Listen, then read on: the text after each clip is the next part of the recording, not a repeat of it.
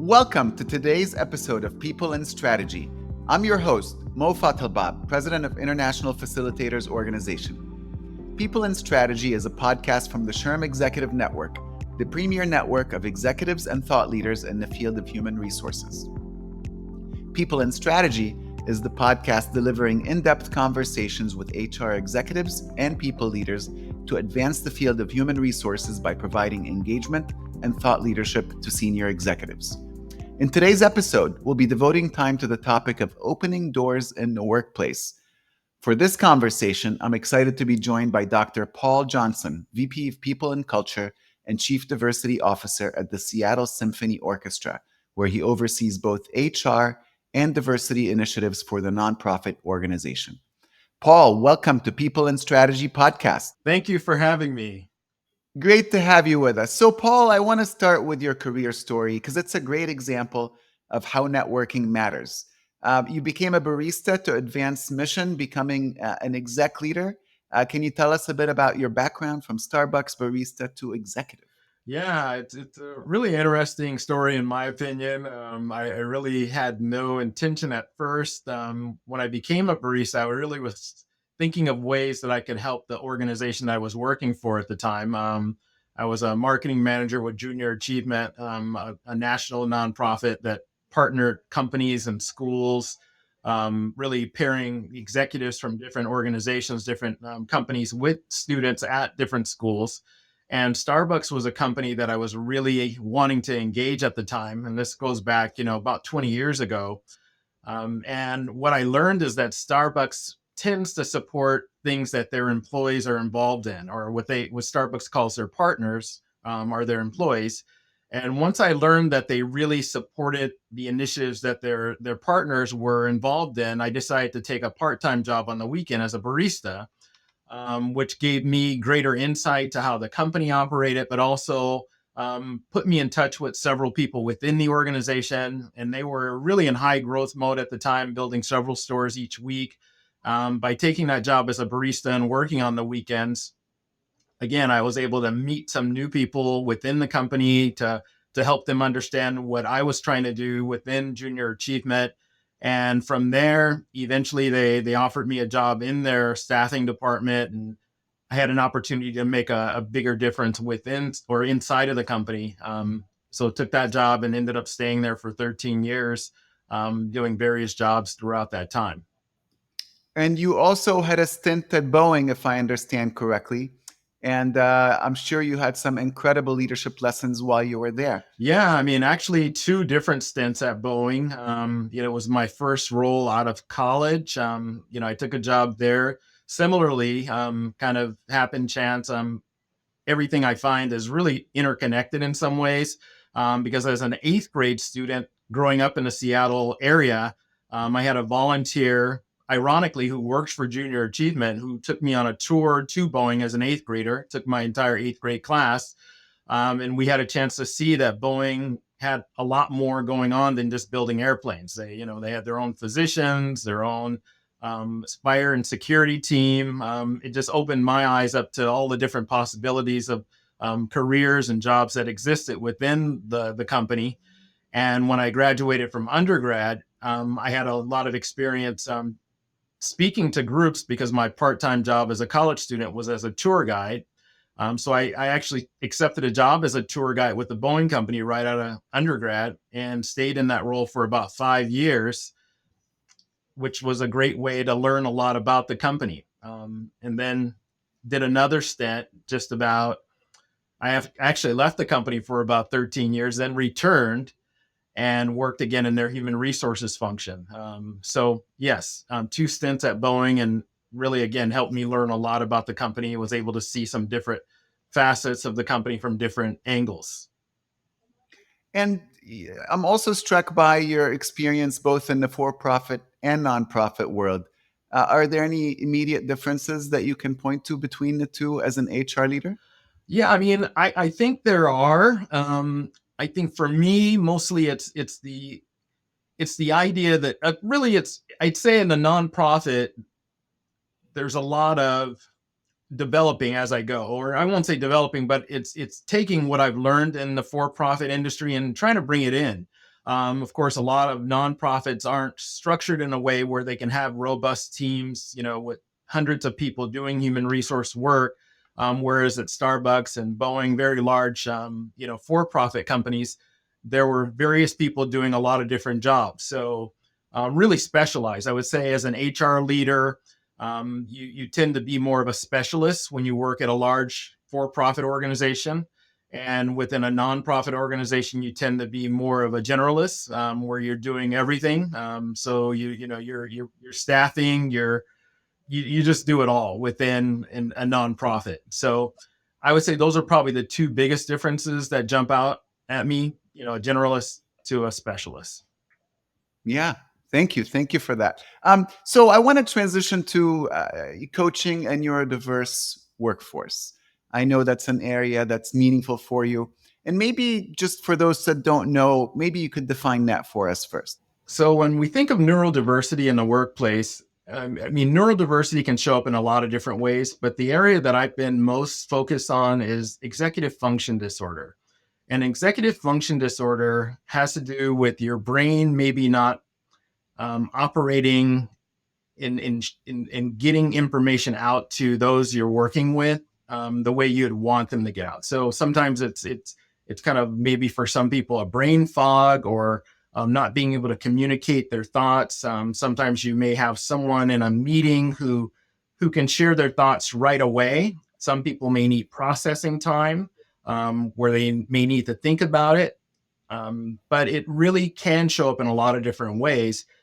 But I think from a executive functioning disorder standpoint, it really is understanding that your brain doesn't operate the way the majority of your coworkers may operate, and that you may need extra time, or you may need written instructions.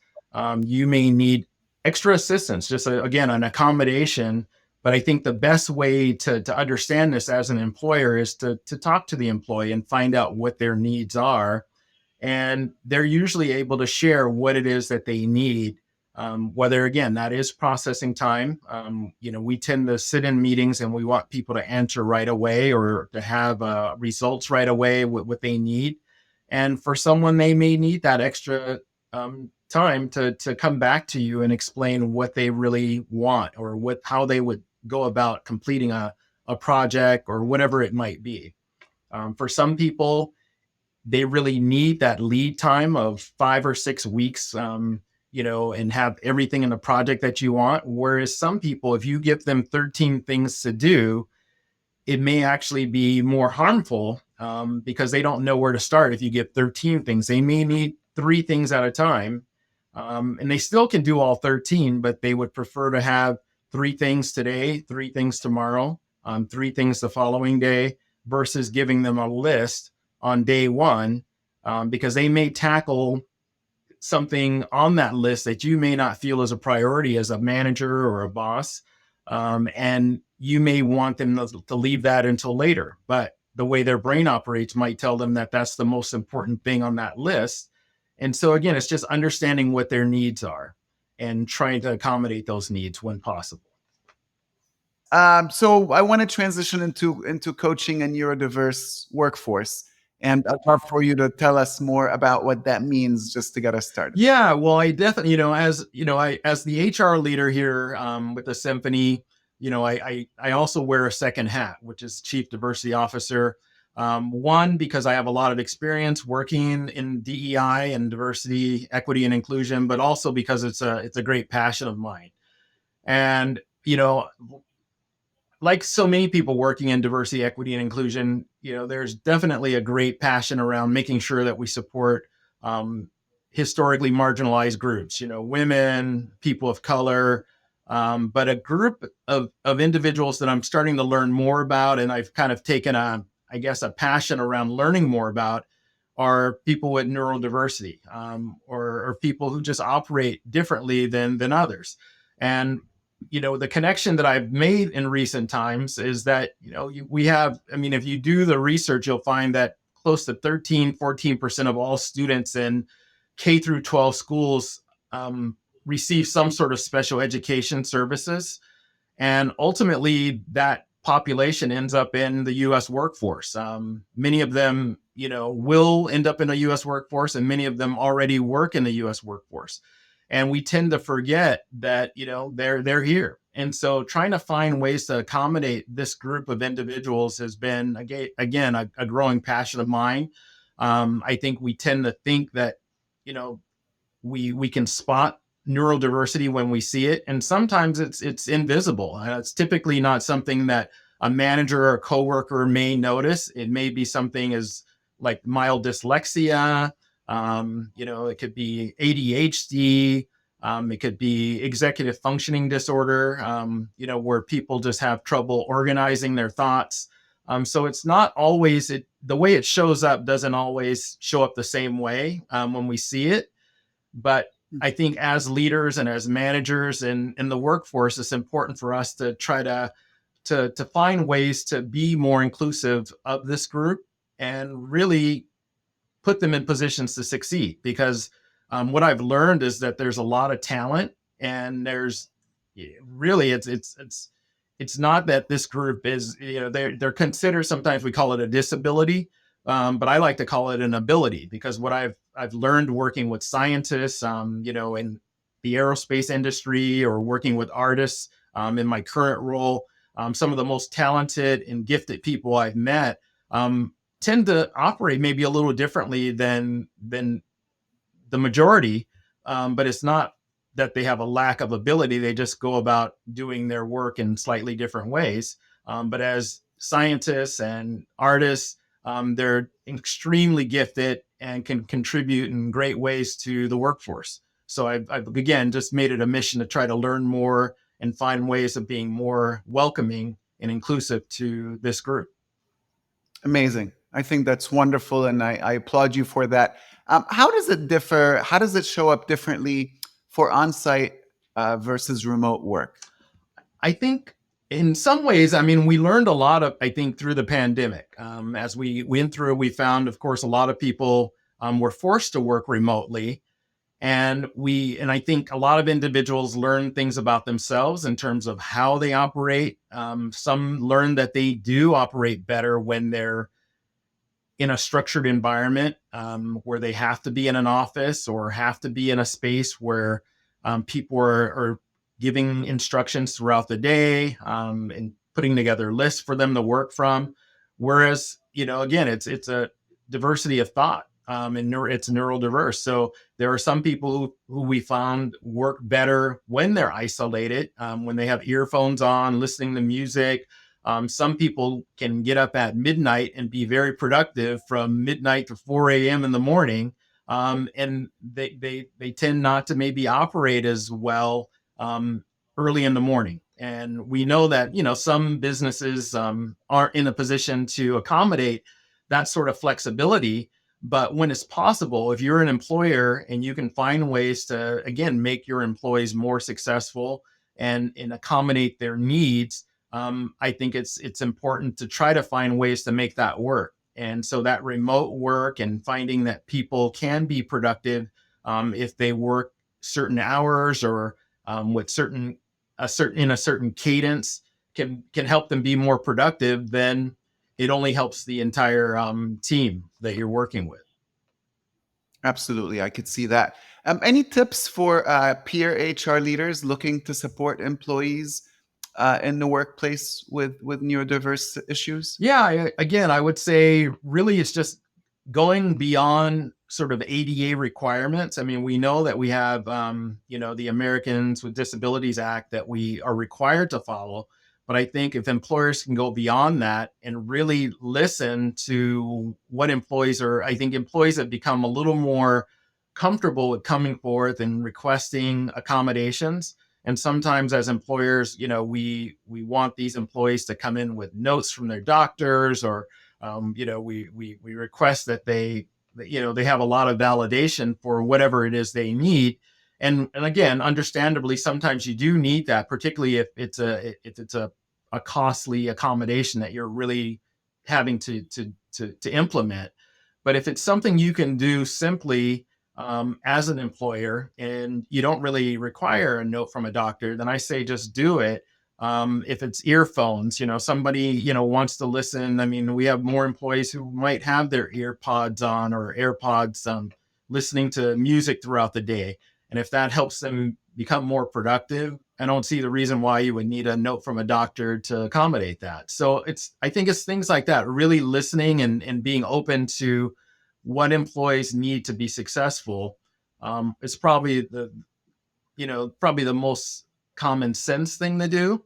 Um, but again, I understand that all businesses can't operate that way. And you have people who are in roles where they can't have earphones because of safety, or they're, in a position where they're sitting at a front desk and they need to be able to be aware of customers who are coming in.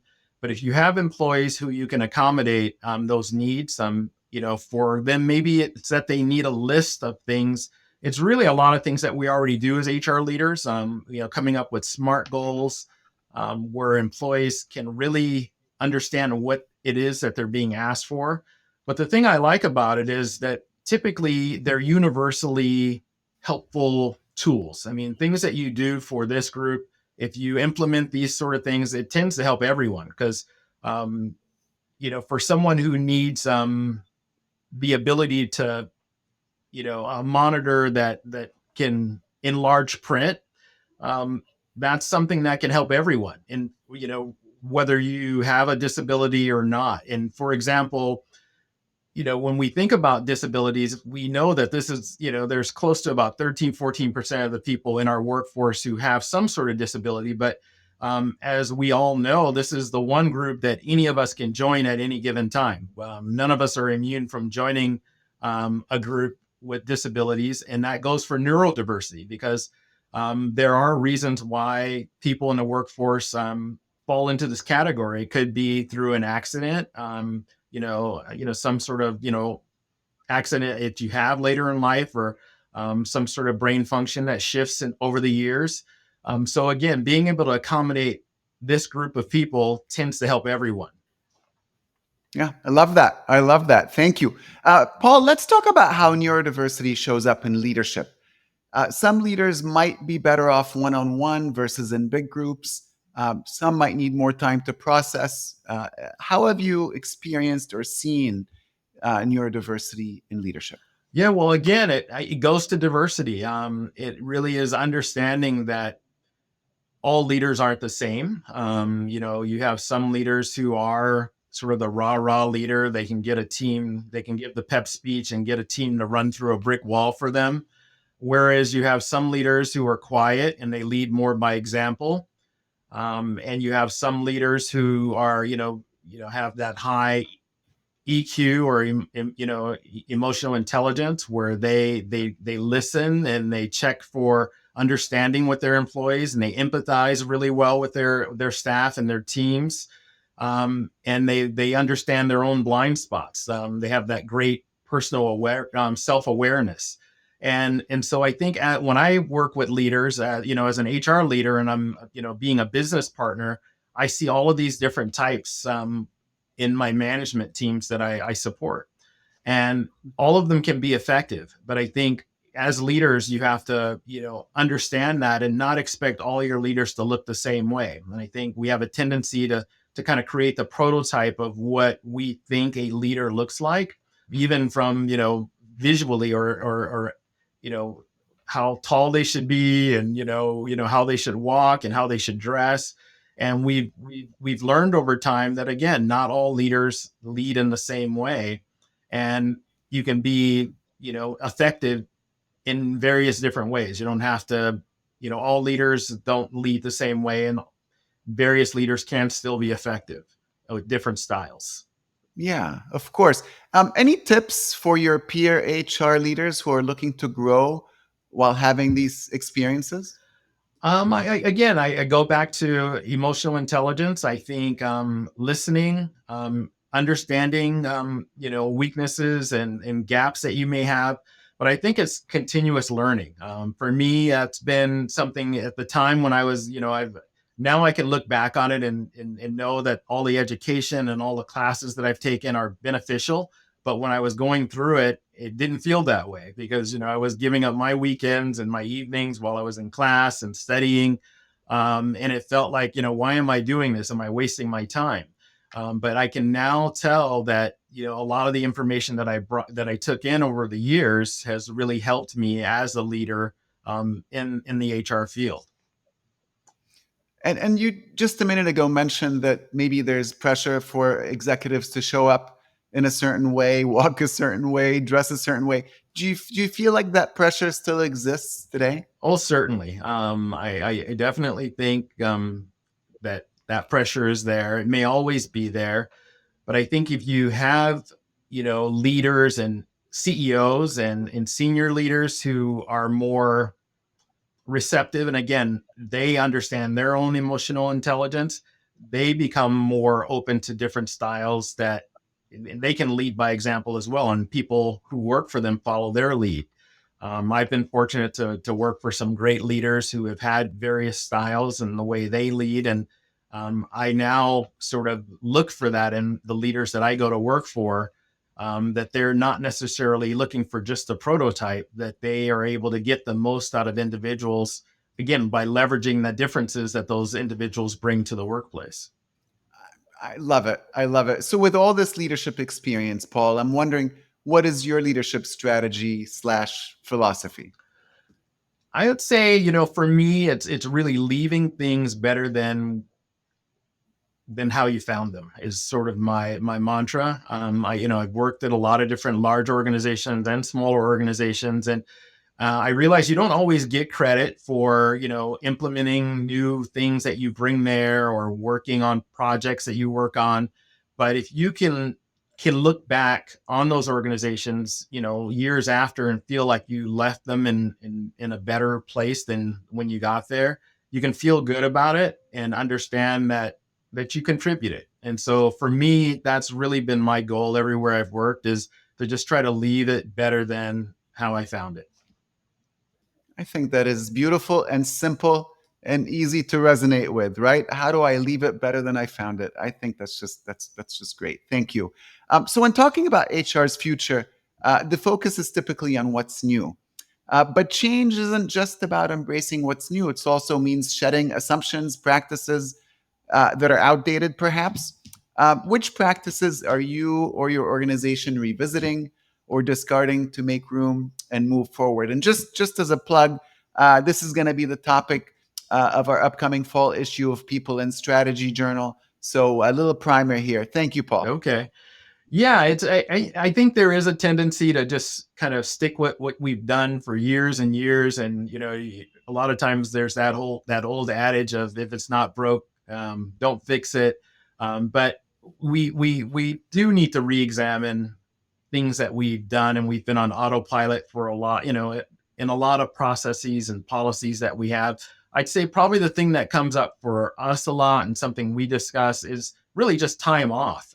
Employees, I think there's a tendency for organizations to say, hey, we give you all these holidays, you get, Christmas and you get Thanksgiving, you kind of those big holidays that we tend to celebrate. And we know that not every individual celebrates the same holidays. And then those holidays may not work for everyone. And again, I understand that for some organizations, it's impossible to have flexibility there, because, I've worked in manufacturing where you can't, like for a large manufacturing operations, it's important that when you shut down, because you can't have just some people there and some people not working. So for example, at Boeing, when they would shut down for those holidays because they can't operate at 50% of staff being there.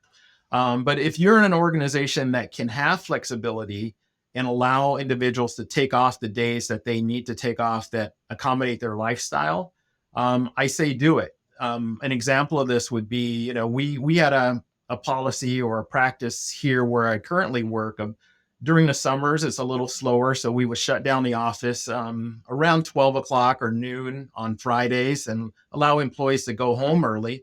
But we've learned over time that may not work for everyone, and they may not want that Friday off. They may have, childcare situation, just other reasons why they might not want to use their holiday time that way. And again, as an organization, we saw it as a benefit being able to offer that time off, But instead of forcing employees to take off every Friday afternoon, what we've done now is looked at how many hours that comes to. And for us, it was about 32 hours every summer that we were awarding to employees. But instead of saying take off Friday afternoons, we now allow employees to use those 32 hours when it works best for them. And again, it goes back to diversity, it goes back to flexibility, and again, giving employees what they need to make their work life balance work best for them. And so for us, that's something that we've implemented. We still pretty much celebrate those other major holidays that we have, but again, we constantly talk about, are there other things we can do instead of just automatically awarding the big holidays that we so often think about, and maybe providing more flexibility for employees to use that time when they need it most. Thank you, Paul. Your message is loud and clear, and I love it. Last question for you, sir. What is one piece of advice that has shaped your work or your life the most?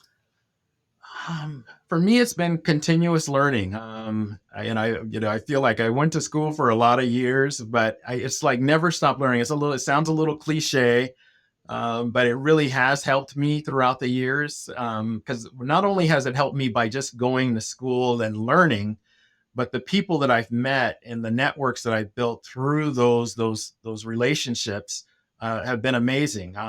Just the previous weekend, I was at I flew to Las Vegas to attend a football game with some of my doctoral. I actually didn't go with them, but I ended up running into several members of my doctoral program while I was there. And these are people who are now lifelong friends, who are in various leadership roles within their organizations. And we talk frequently and try to network. And, these are, they may know about someone that I can hire. I might know someone that they can hire. And just having that network really has been helpful for me over the years. Thank you, Paul. And that's where we'll end it for this episode of People and Strategy. A huge thanks to Dr. Paul Johnson for his thoughts on coaching a neurodiverse workforce and redefining leadership. You can follow the People and Strategy podcast wherever you get your podcasts. Also, podcast reviews have a real impact on podcast visibility. So if you enjoyed today's episode, leave a review to help others find the show. Finally, you can find all our episodes on our website at shrm.org/podcasts. Thank you for listening and have a great day.